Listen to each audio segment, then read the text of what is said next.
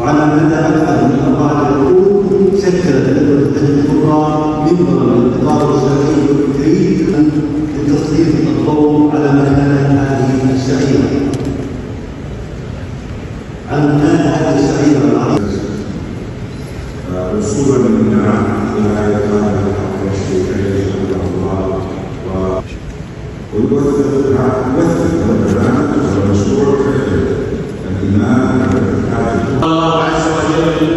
ولله على الناس حج البيت من استطاع منكم سبيلا لا تخرج عن المكان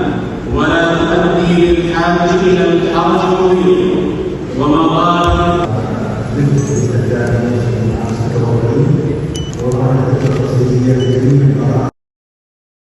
الاستطاعة أن يوصف الإحقاق